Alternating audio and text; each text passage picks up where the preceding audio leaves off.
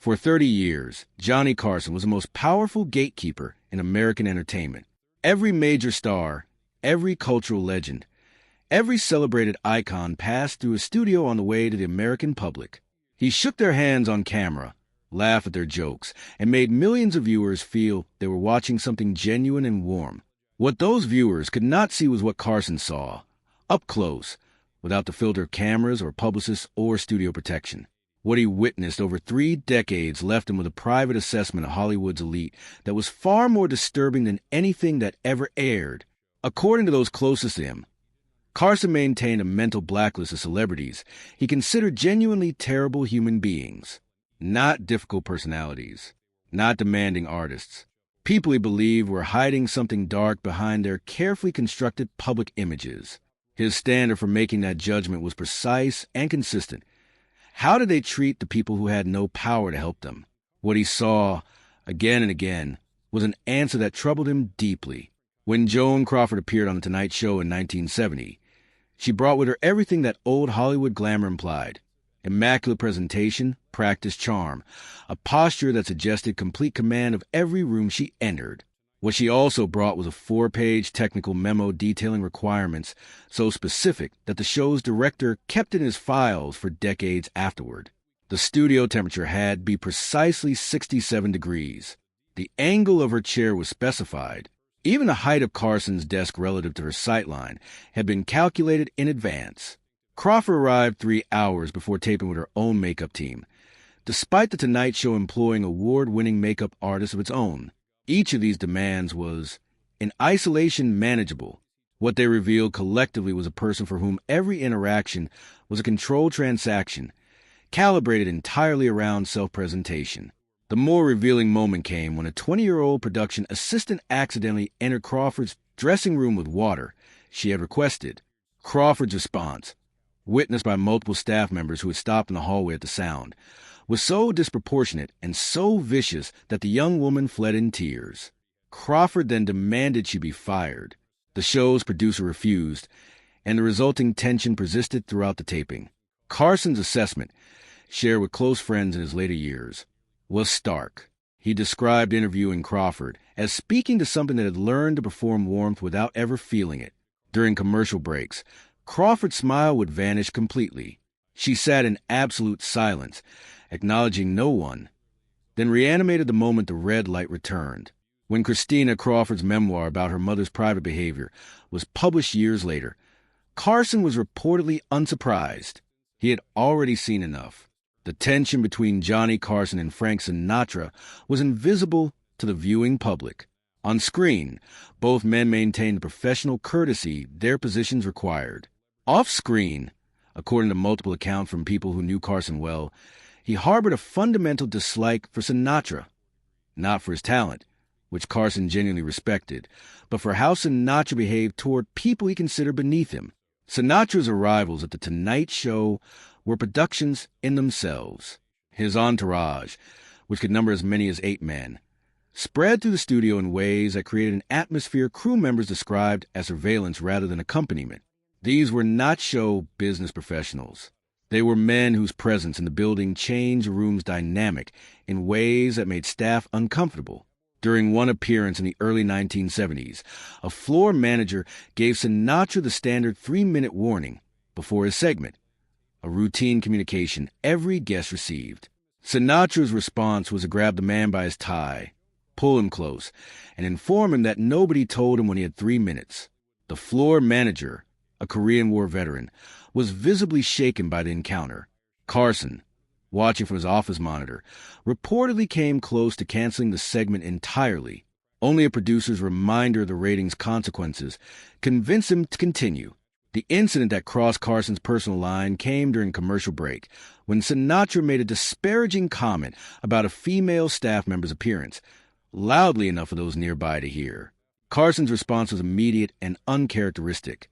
He told Sinatra directly that his staff was not discussed that way in that building. The surprise on Sinatra's face, according to those present, was genuine. He was not accustomed to being challenged. Carson did not ban Sinatra outright, but he imposed an informal restriction, once per year maximum. For a host who almost never involved himself in booking decisions, this was a significant statement about his personal limits. Orson Welles presented a different category of problem entirely. There was no aggression, no cruelty toward staff, no intimidation. There was something that Carson, a meticulous professional who took television seriously as a craft, found almost equally frustrating.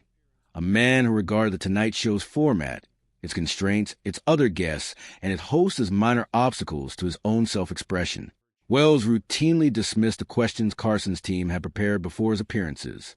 Writers who spent days developing angles for interviews would receive their work back with the topics crossed out and no replacement offered.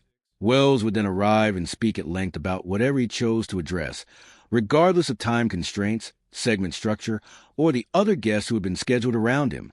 During one appearance in the mid-1970s, a 7-minute segment ran to nearly 25 minutes because Welles simply continued talking through every signal Carson deployed to indicate that time was running short. 2 other guests were bumped from that evening's broadcast. On another occasion, Welles stood up in the guest chair and attempted to direct the camera operators on which angles to use, as though the studio were his own production set. Carson's frustration was specific and principled. He had enormous respect for Welles's contributions to cinema. What he could not accept was a premise underlying Welles's behavior. That brilliance in one arena conferred the right to disregard the professional context of another. His private summary of the situation was that genius did not excuse everything, and that being exceptional at one's own work was not the same as having the right to hijack someone else's. Bette Davis's Tonight Show appearances gave audiences what they came for: the sharp wit, the distinctive voice, the decades of Hollywood history delivered with the authority of someone who had actually lived through all of it. What the audience did not see was Davis in the moments when no camera was pointed at her. Her treatment of other guests sharing the couch with her was documented by multiple staff members. When a younger performer told a story that drew strong audience response, Davis would visibly seethe. She would physically turn away from them, reorienting her body toward Carson as a signal that the conversation should return to her. She interrupted. She redirected. She treated the shared guest couch as a competition she had no intention of losing. Behind the scenes, Davis's language when speaking about staff was described as genuinely shocking, even by the standards of an era with higher tolerance for such things. When Carson witnessed her berating a cue card holder during rehearsal, he stepped in directly, telling her quietly but clearly that on this show, everyone was spoken with respect, or no one spoke at all. Davis, according to those present, backed down. She was apparently not accustomed to that kind of response. What made Davis particularly difficult for Carson was that his discomfort was complicated by genuine admiration for her body of work. He could not simply dismiss her as a talentless person behaving badly. She was a legend by any meaningful measure. He simply found that the legend, encountered directly, came at a level of contempt for those around her that he was unwilling to accommodate indefinitely. Mickey Rooney arrived at each Tonight Show appearance carrying the weight of an extraordinary career, a box office titan of the late 1930s and early 1940s, a performer with genuine range and historical significance to American entertainment. He also arrived, according to consistent accounts from female staff members across multiple years, with a pattern of behavior toward young women that made him one of the most dreaded guests on the show's booking calendar. Production assistants reportedly requested reassignment when they learned Rooney was scheduled. His behavior, unwanted physical contact, sustained inappropriate comments, the deliberate testing of professional boundaries, was consistent enough across enough separate incidents that it had become established institutional knowledge among the staff. Carson's response, when incidents were brought to his attention or occurred in his presence, was to address them directly. When Rooney made repeated comments about a young actress who was also appearing on the show that evening, Carson apologized to her personally after the taping. He told her that the behavior she had experienced was not how professionals were treated on his show, and that it would not happen again, whether out of genuine confusion about shifting professional norms or something more calculated. Rooney appeared unable to recognize why his conduct was problematic. Carson's solution was practical rather than public. Rooney's appearances became less frequent, and when he was booked, pre-taped daytime recordings were preferred over live evening broadcasts. Zsa Zsa Gabor appeared on The Tonight Show dozens of times across Carson's tenure, and she was genuinely entertaining when the cameras were rolling. Her accent, Her humor about her many marriages, her theatrical self-presentation, all made for reliable television. The difficulty was everything that surrounded the actual segment. Her standard requirements for an appearance were detailed enough that staff treated the first time they received them as a possible joke. Specific room temperature, fresh orchids only, exactly 3 ice cubes in her Perrier, a lighting technician of her own, flown in at the show's expense, a requirement that no female guest younger than 40 be booked on the same episode. When any element of these requirements was not met to specification, Gabor would decline to leave her dressing room, which cascaded into delays that disrupted the entire production schedule. On one occasion, a disagreement over makeup department's available foundation brands escalated into a confrontation serious enough that Carson called her directly to resolve it. What particularly wore on him was a downstream effect on everyone else. Crew members working overtime. Other guests kept waiting, a production schedule that existed to serve a live broadcast being treated as negotiable based on cosmetic preferences. Despite his exasperation, Carson recognized Gabor's entertainment value clearly enough to keep booking her.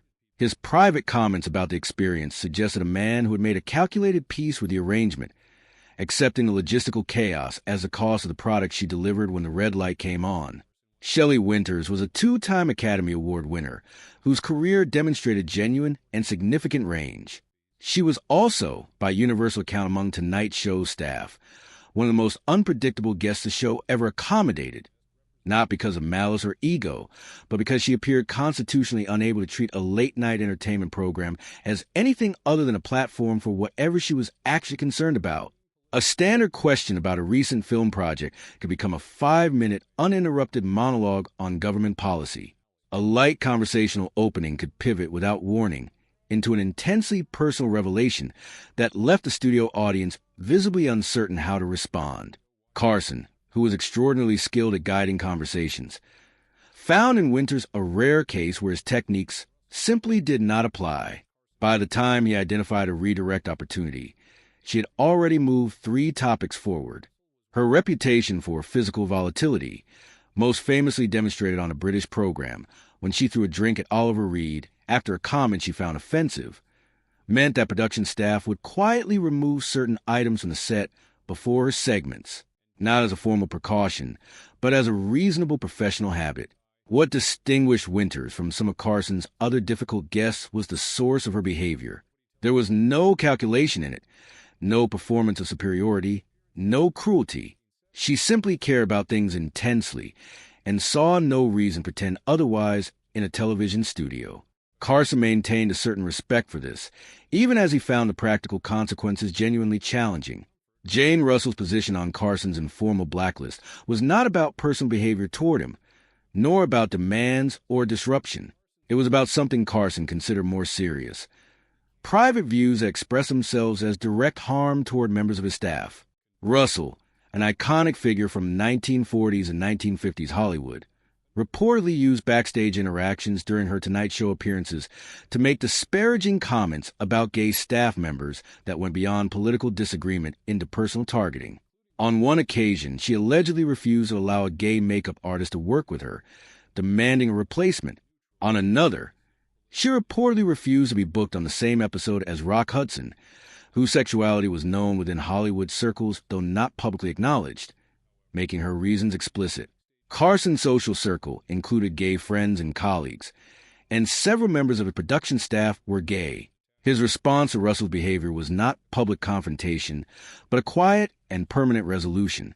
After an appearance in 1973, during which he made disparaging remarks about civil rights legislation during a commercial break, overheard by crew members, Russell was effectively removed from the guest roster for the remainder of Carson's tenure.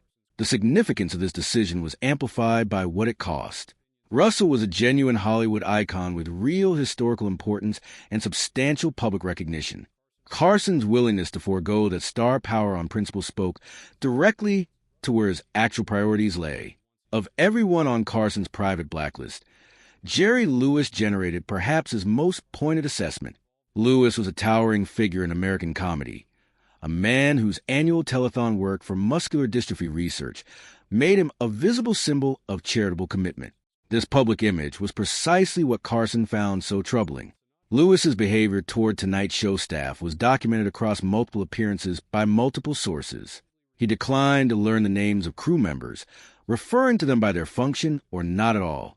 He talked over Carson's questions, redirected conversations meant for other guests, and on one occasion reached across and adjusted Carson's tie without permission, a gesture that, according to those who knew Carson well, was understood by everyone present as a deliberate assertion of dominance. The incident that became most embedded in Tonight Show lore involved a camera operator who coughed quietly during a rehearsal. Lewis stopped the rehearsal entirely and launched into a sustained verbal attack, demanding the man be removed from the studio. The operator had allergies. Carson witnessed this and said nothing in the moment, which was itself unusual. What he said afterward, privately, was that the gap between Lewis's public persona and his private behavior was the most jarring contrast he had encountered across 30 years of proximity to celebrated people. His final summary of Lewis, that in a city filled with people performing kindness they did not feel, Lewis stood out as genuinely hateful, was uncharacteristically direct for a man who generally kept his judgments private. It suggested that whatever Carson had witnessed across Lewis's appearances had accumulated into something he found beyond ordinary difficult. What Carson's private assessments of these 9 figures ultimately reveal is less about individual celebrities than about the conditions that made their behavior possible. For decades, the entertainment industry's economic interests aligned perfectly with protecting the marketability of its stars. Publicists managed narratives. Studios absorbed complaints. Publications that depended on access preserved the access by staying quiet. Carson occupied an unusual position within the system. He was powerful enough that he could not be easily pressured, prominent enough that his opinion carried genuine weight, and experienced enough that he was difficult to deceive. His standard for judging people was consistent and simple. How did they treat those who had nothing to offer them? The answer, in case after case, was worse than the public ever knew. The cultural reckoning that began decades after Carson's peak years has gradually validated many of his private observations. Behavior that the industry absorbed and concealed eventually became impossible to contain entirely. What Carson saw in his green rooms and backstage corridors was not exceptional. It was representative of a system that prioritized performance over accountability for as long as the performance remained profitable. His greatest professional skill was making all of it look effortless on camera. His more private legacy may be the record of what he witnessed when the camera stopped and what he decided, quietly and consistently, he was unwilling to accept.